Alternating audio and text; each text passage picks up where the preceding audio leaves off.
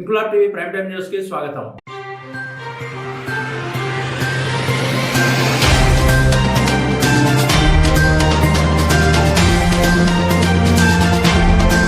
తూర్పు పశ్చిమ గోదావరి జిల్లాల ఉపాధ్యాయ నియోజకవర్గ ఉప ఎన్నికల్లో పీడీఎఫ్ ఉపాధ్యాయ ఎమ్మెల్సీ అభ్యర్థి బొర్రా గోపిమూర్తి నేడు రౌతులపూడి మండలంలో పర్యటించి ఉపాధ్యాయులందరికీ రానున్న శాసన మండలి ఉప ఎన్నికలలో అర్హులను సమర్థులను ఎన్నుకుందామని, ఎన్నుకునే ముందు ఎవరిని ఎన్నుకోవాలో ఒక్కసారి ఆలోచిద్దామని చెప్పి, శాసన మండలి ఎన్నికల్లో ఎన్నికయ్యేవారు మన తరపున నిలబడాలని, మన సమస్యలపై ప్రశ్నించాలని, మన పోరాటాలకు తోడు ఉండాలని అన్నారు. జరగబోయే ఎన్నికల్లో ప్రతి ఒక్కరూ తమ ఓట్లను వినియోగించుకోవాలని, మీకు మంచి చేస్తాను అని నమ్మకం నాపై ఉంచి మనందరి ప్రతినిధిగా నన్ను శాసన మండలికి పంపిస్తారని మీడియా ముఖంగా కోరుతున్నానని అన్నారు. బొర్రా గోపిమూర్తి ఉభయ గోదావరి జిల్లాల ఉపాధ్యాయ పీడీఎఫ్ ఎమ్మెల్సీ అభ్యర్థిని.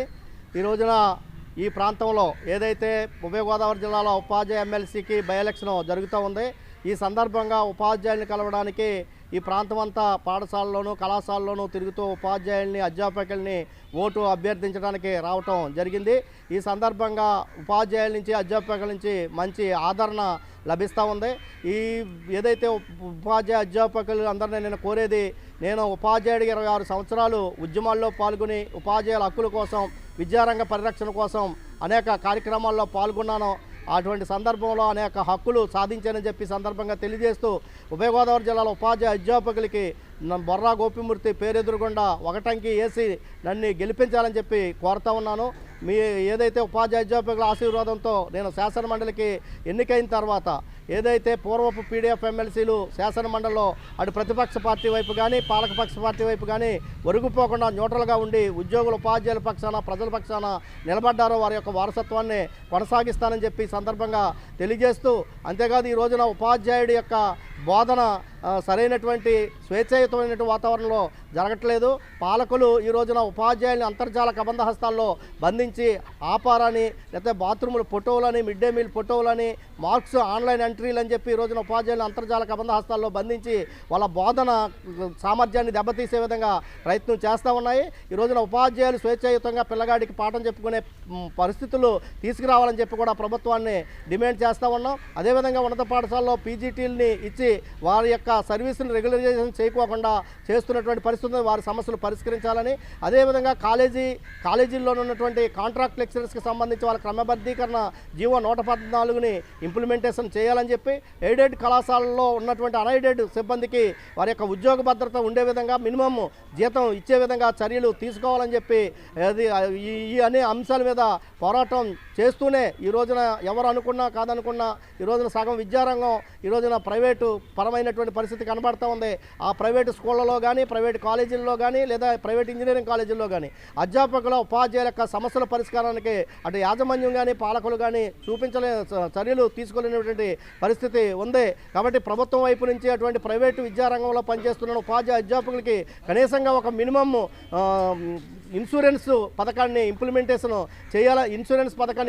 చేయాలని, వాళ్ళ అనారోగ్యానికి గురైనప్పుడు హెల్త్ కార్డ్స్ కానీ లేదంటే మెడికల్ రియంబర్స్మెంట్ వర్తింపచేయాలని చెప్పి ఈ రోజున రాష్ట్రంలో ఉన్న అనేక వర్గాలకి రకరకాల పథకాల పేరు చెప్పి ఈ రోజున ఏదో విధమైనటువంటి ఆర్థిక ప్రయోజనం చేకూరుస్తున్న ప్రభుత్వం దేశాభివృద్ధిలో లేదంటే రాష్ట్రాభివృద్ధిలో భాగమైనటువంటి అటువంటి ప్రైవేట్ కళాశాలలో పనిచేస్తున్నటువంటి పాఠశాలలో పనిచేస్తున్న అధ్యాపకులకి కూడా కొంత బడ్జెట్ని కేటాయించాలని చెప్పి వారికి ఒక ప్రభుత్వ గుర్తింపు కార్డుని ఇవ్వాలని చెప్పి కూడా మేము ప్రభుత్వాన్ని డిమాండ్ చేస్తున్నాం. నేను శాసన మండలికి ఎన్నికైన తర్వాత ఈ యొక్క వర్గాల యొక్క సమస్యల మీద శాసన మండలిలో పోట్లాడతానని చెప్పి ఈ సందర్భంగా తెలియజేస్తా ఉన్నాను.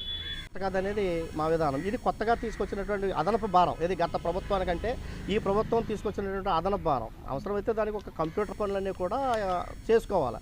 అది మానేసి పాఠం చెప్పే టీచర్ మారితే పాఠం చెప్పడం మానేసి అది చేస్తున్నాడు. ఇప్పుడు అదేదో అవుతుందంటే ఇవాళ ఆధార్ కార్డు తప్పిదం అనుకోండి, ఎవరు సరి చేయాలి? అది ప్రభుత్వం సరి చేయాలా? ప్రభుత్వం ఏదైనా ఒక కేంద్రాన్ని పెట్టి దాంట్లో సరి చేయించుకునే ప్రయత్నం చేయాలి. వాడిది ఎందుకు అవ్వలేదని చెప్పి ఈ రోజున హెడ్ మాస్టర్ల మీద కానీ టీచర్ల మీద కానీ తీవ్రమైనటువంటి ఒత్తిడి తీసుకొస్తూ ఉన్నారు. అది చాలా దుర్మార్గం. ఆ దుర్మార్గాన్ని తీవ్రంగా ఖండిస్తూ ఉన్నాం. మీరు చెప్పినట్టు ఏదైతే గత ప్రభుత్వం మమ్మల్ని ఇబ్బంది పెడుతుందని చెప్పి మేము ఈ రాష్ట్రంలో ఉన్నటువంటి ఉద్యోగ ఉపాధ్యాయులు మార్పు కోరుకున్నారో ఆ మార్పుకి కావలసినటువంటి న్యాయం వీళ్ళకి జరగలేదనేది అయితే మేము చాలా స్పష్టంగా తెలియజేస్తూ ఉన్నాం. మరిన్ని భారాలు పడ్డాయి, మరిన్ని ఏదో ఒక ప్రవీణ్ ప్రకాష్ పోయాడు అనుకుంటే అధికారుల మైండ్ సెట్ మాత్రం అదే ప్రవీణ్ ప్రకాష్ మైండ్ సెట్ తోటే ఉన్నారు అధికారులు అందరూనే. చాలా దుర్మార్గం ఉంది. ఎంఈఓ కానీ, డిఈఓ కానీ, లేదంటే ఆర్జేడీలు కానీ, లేదంటే డైరెక్టర్ ఆఫ్ స్కూల్ ఎడ్యుకేషన్ కానీ చాలా దుర్మార్గమైన వ్యవహారం ఉంది. దీని మీద అయితే ఖచ్చితంగా మేము పోరాటం పోతాం. అంటే పాలకులు మారుతున్నారు తప్ప వాళ్ళ విధానాలు మాత్రం మారట్లేదు అనేది మా విధానం. ఖచ్చితంగా అది ఏ ప్రభుత్వమైనా, ఏ రాజకీయ పార్టీకి వ్యతిరేకం కాదు, ఏ ప్రభుత్వానికి వ్యతిరేకం కాదు, అలాగని అనుకూలమో కాదు. ఉపాధ్యాయులకి, సమాజానికి ఉపయోగపడిన అంశాలు ఏ ప్రభుత్వం తీసుకొచ్చినా ఆ ప్రభుత్వాన్ని మేము స్వాగతిస్తాం, సమర్థిస్తాం. సమాజానికి వ్యతిరేకమైన లేదా పాఠశాల విద్యారంగానికి వ్యతిరేకమైన, ఉపాధ్యాయులకు వ్యతిరేకమైన అంశాలు ఏ ప్రభుత్వం తీసుకొచ్చినా ఆ ప్రభుత్వాల మీద పోట్లాడతాం. గతంలో చంద్రబాబు నాయుడు గారి మీద పోట్లాడాం, అంతకుముందు రాజశేఖర రెడ్డి గారి మీద పోట్లాడాం, రోసే గారి మీద పోట్లాడాం, కిరణ్ కుమార్ రెడ్డి మీద పోట్లాడాం, ఇప్పుడు మరలా చంద్రబాబు నాయుడు మీద, మధ్యలో జగన్మోహన్ రెడ్డి మీద కూడా పోట్లాడుతూ ఉన్నాం. ఇప్పుడు ఫైనల్గా మీరు కోరుకునేది ఏంటి సార్? అంటే ప్రతి ఎవరు వస్తే వాళ్ళందరి మీద పోరాడుతున్నారు కదా. ఇన్క్లాబ్ టీవీ వీడియోలు మీకు నచ్చినట్లయితే లైక్ చేయండి, షేర్ చేయండి, కమెంట్ చేయడం మర్చిపోకండి. సబ్స్క్రైబ్ చేయని వాళ్ళు వెంటనే సబ్స్క్రైబ్ చేసుకోండి. మా వీడియోలు మీరు వెంటనే చూడాలనుకుంటే కింద ఉన్న గంట సింబల్ని గట్టిగా కొట్టండి.